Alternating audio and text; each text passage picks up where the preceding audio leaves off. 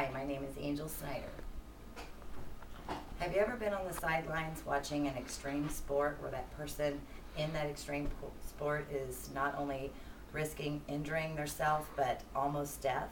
I have stood on the sidelines of a sport like that every summer for the past 20 years since I married my husband. He has been a national hydroplane boat racer for the last 22 years.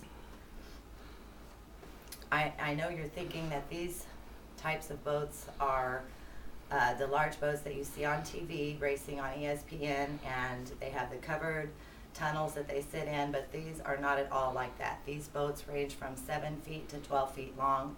They are made of 1/8-inch plywood, and they go very, very fast.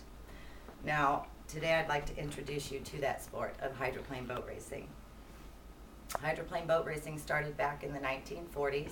It was a small organization that started in New York City. As the technology grew and things like higher octane gas were invented, then the sport became a lot more popular and the speeds got a lot faster. Now there are two kinds of vessels that they use to race with in hydroplane boats, and I will talk about those two today. One of them is called a hydroplane. Now, hydroplane, as you can see, has two what we call pickle forks on the front. They go faster than the other vessel because they glide on the water and there's less water restriction to keep them from not going fast.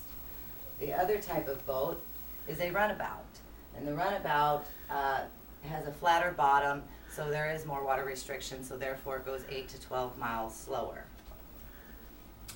Now there are lots of age ranges in this. It can go from 12 years of age all the way to a senior citizen. We have a man that's 82 years old that races these boats still today.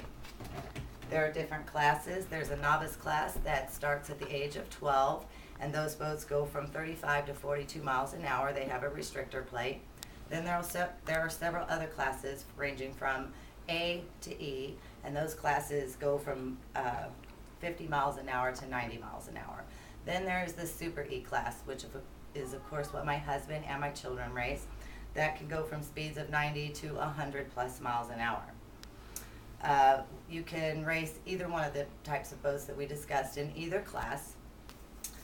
To sum it all up, I would like to emphasize that hydroplane boat racing is a very dangerous sport. However, it is a fun, entertaining hobby to do with your family and kids if you can handle standing on the sidelines and watching your children and husband risk their life every day. Thank you.